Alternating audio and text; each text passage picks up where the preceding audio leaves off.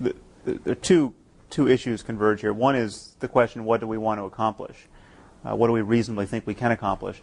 And then this article of faith that I think circulates, unfortunately, among people of our viewpoint, that you can't argue anyone out of their beliefs. I mean, well, is this a completely fatuous exercise, or can we actually win a war of ideas with people? And I think, certainly judging from my email, we can't. I mean, I'm constantly getting email from people who have lost their faith and, in effect, been argued out of it. And the straw that broke that camel's back was either one of our books or some other process of reasoning or incompatibility of what they knew to be true and what they were told by their faith, that I think we have to just highlight the fact that it's possible for people to be shown the contradictions and internal to their faith, or the contradiction between their faith and what we've come to know to be true about the universe, and they just, you know, the process can take minutes or months or years, but they have to renounce their superstition in the face of what they now know to be true. I was having an argument with a very sophisticated biologist who's a brilliant expositor of evolution,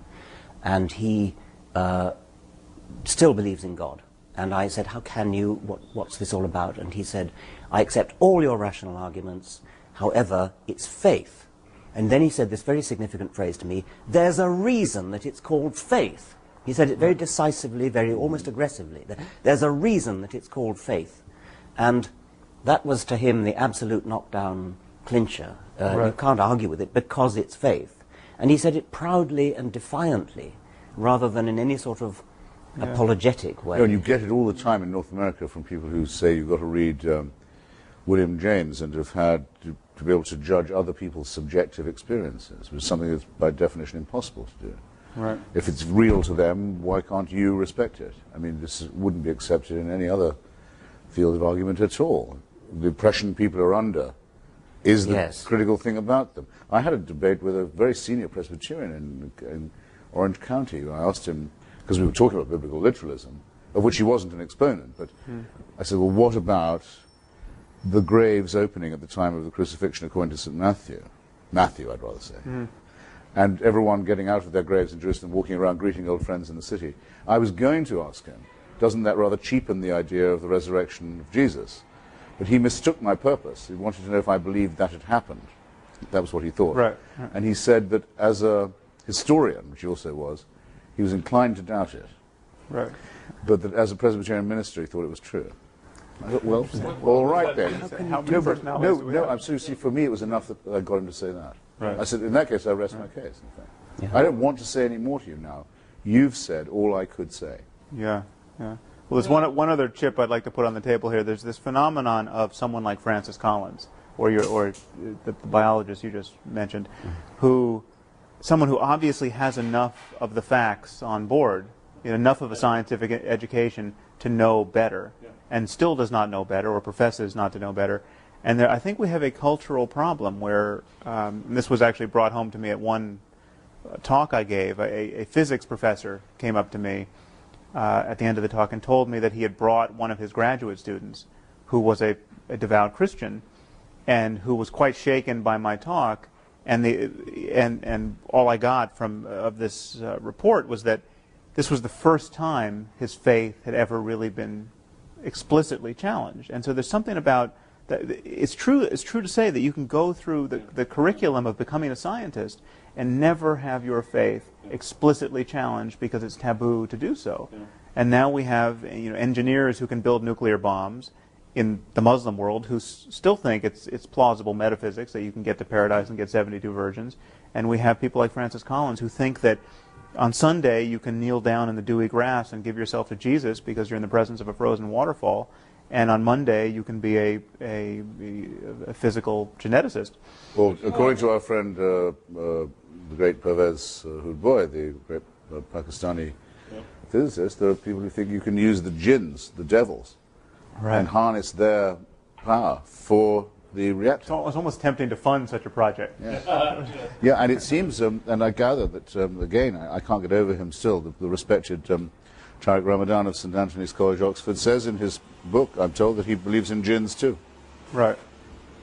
Right. I hope I'm not doing him an injustice. I've been told that in his book, In the Steps of the Prophet, he says as much. So one is up against things that are flat out primitive and superstitious.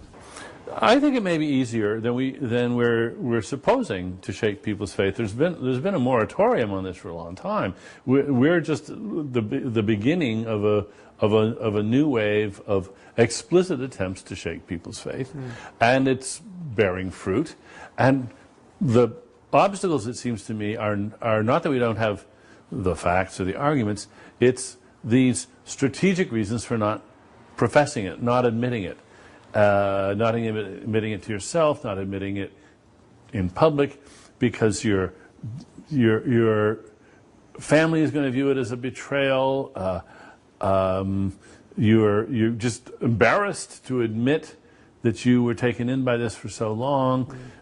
It takes, I think, tremendous courage to just declare that you've given that all up. And if we can find ways to help people find that courage, and give them some examples of people who have done this, and they're doing just fine. They may have lost the affections of a parent or something like that. They may have hurt some family members, but still, I think it's a good thing to encourage. And I don't think we should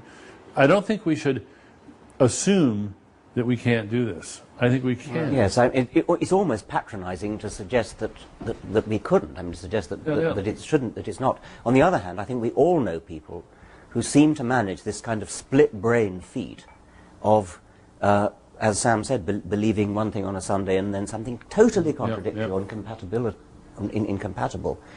in the rest of the week.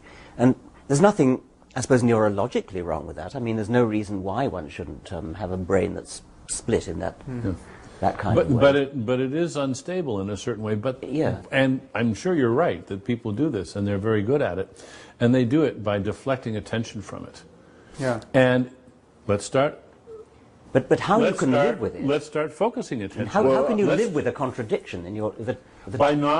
By forgetting that you're doing this and by not attending to it. I think what I would love to do is to invent a memorable catchphrase or term that would rise unbidden in their minds when they caught themselves doing it. And then they would think, oh, this is one of those cosmic shifts that Dennett and Dawkins and Harris and Hitchens are talking about. Oh, right, and they think this is somehow illicit. Just to create a little more awareness in them of what a strange thing it is that they're doing. Yeah. I'm afraid to say that I think that cognitive dissonance is probably necessary for everyday survival. Everyone does it a bit. You mean tolerating cognitive dissonance? No, practicing. Actually practicing it. Practicing, because, I mean, I don't know, take the case of someone who's a member of MoveOn.org. They think the United States government is a brutal, militaristic, imperial regime that crushes the poor and invades other people's countries. But they pay their taxes. It's very, very rare that they don't. They send their children to school. They do their stuff. They don't act all the time as if 10% of what they believe is true. Right. Partly because it would be impossible. Same with people in the 50s who, members of the John Birch Society, who thought President Eisenhower was a communist. Okay, you get up in the morning, you believe that. The White House is run by the Kremlin, but then you have to go and get the groceries. Right.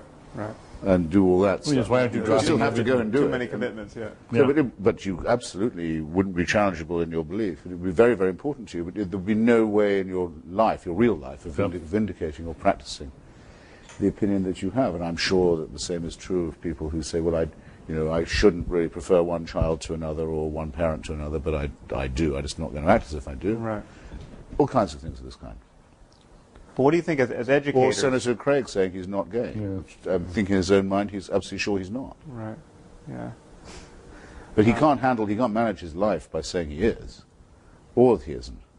Yeah.